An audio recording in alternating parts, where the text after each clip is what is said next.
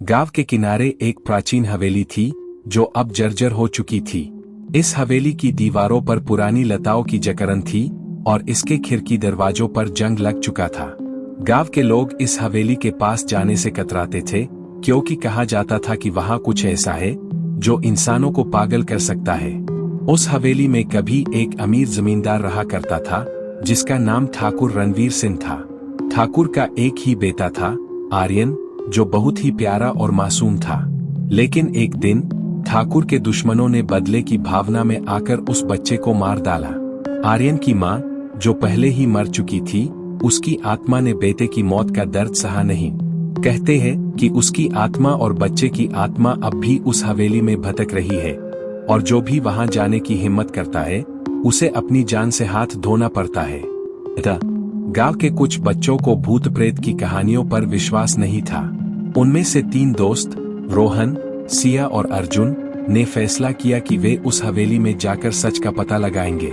वे अपने साथ टॉर्च, कुछ खाने पीने की चीजें और एक वीडियो कैमरा ले गए ताकि वे पूरी घटना को रिकॉर्ड कर सके। अगली रात जब पूरा गांव सो रहा था, वे तीनों दोस्त चुपचाप हवेली की तरफ बढ़ गए। हवेली की तरफ बढ़ते ही उन्हें एक अजीब सी ठंडक महसूस होने लगी, जैसे कोई अनदेखी शक्ति उन्हें रोकने की कोशिश कर रही हो।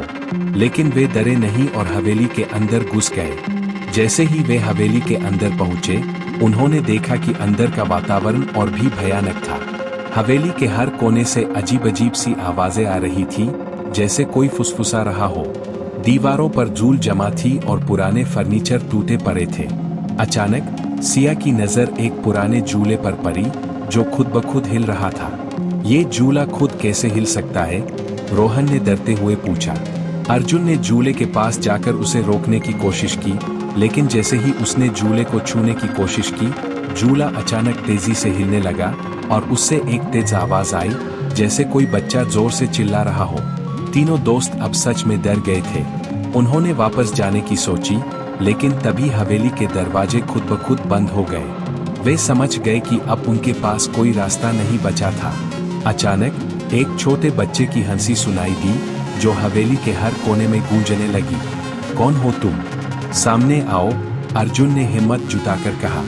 लेकिन जवाब में सिर्फ एक और जोरदार हंसी सुनाई दी, और फिर सामने अचानक से धुंध के बीच एक छोटे बच्चे का धुंधला सा आकार उभरने लगा। बच्चे के चेहरे पर एक भयानक मुस्कान थी और उसकी आंखें बिल्कुल सफेद थी। तुम्हें यहाँ नहीं आना चाहिए था, बच्चे ने धीमी और भयानक आवाज में कहा। अब तुम सब मेरी कैद में हो। सिया ने डर के मारे चिल्लाने की कोशिश की, लेकिन उसकी आवाज बाहर नहीं आई। रोहन ने कैमरा निकाला और रिकॉर्डिंग शुरू कर दी, लेकिन जैसे ही उसने कैमरे से बच्चे की तस्वीर लेने की कोशिश की, कैमरा फट गया और उसके टुकड़े टुकड़े हो गए। प्रेत बच्चे ने अब उन तीनों के साथ एक खौफनाक खेल खेलना शुरू किया। उसने उन्हें अलग अलग कमरों में बांट दिया और हर कमरे में उनके सबसे बड़े डर का सामना करवाया। अर्जुन को एक अंधेरे कमरे में बंद कर दिया गया, जहां दीवारों पर खून के धब्बे थे। अचानक दीवारों से खून की धारा बहने लगी और अर्जुन ने देखा कि खून उसके पैरों के पास बहकर जमा हो रहा था। उसके दिल की धड़कन तेज हो गई और वह जोर से चिल्लाने लगा, लेकिन उसकी आवाज कहीं गुम हो गई। दूसरी तरफ रोहन को एक ऐसे कमरे में भेजा गया जहां चारों तरफ सिर्फ और सिर्फ दर्पण थे। हर दर्पण में उसकी अलग अलग छवियां दिख रही थी, लेकिन इनमें से कोई भी छवि उसकी असली छवि नहीं थी। कुछ दर्पणों में वह बूढ़ा दिख रहा था, तो कुछ में वह एक डरावना जीव बन चुका था। अचानक सभी दर्पणों में दिख रही छवियां जीवित हो गई और उसके चारों ओर मंडराने लगी। सिया को एक कमरे में भेजा गया, जो किसी छोटे बच्चे के खेलने के कमरे जैसा था।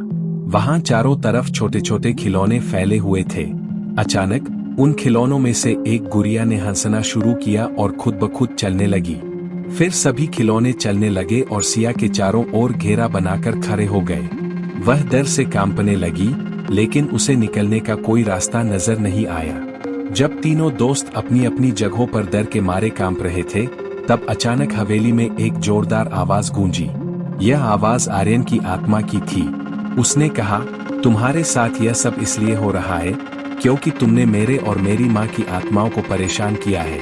लेकिन मैं तुम्हें एक मौका दूंगा, अगर तुम इस हवेली से बाहर निकलने का रास्ता खोज सको तो तुम बच सकते हो। तीनों दोस्तों ने अब अपने डर से लड़ने का फैसला किया। उन्होंने हिम्मत जुटाई और एक दूसरे को खोजने लगे, लेकिन हर कदम के साथ उन्हें और भी भयानक दृश्य देखने को मिले।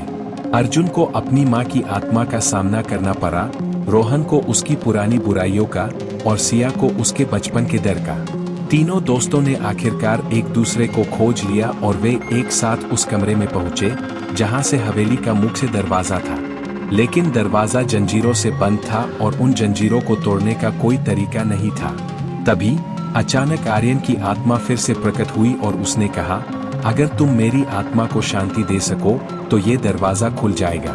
उन्होंने आत्मा से पूछा कि कैसे वे उसे शांति दे सकते हैं। आर्यन ने कहा कि उसे बस अपनी माँ से मिलना है, लेकिन उसकी माँ की आत्मा कहीं खो गई थी और उसे ढूंढना ही अब उनका काम था।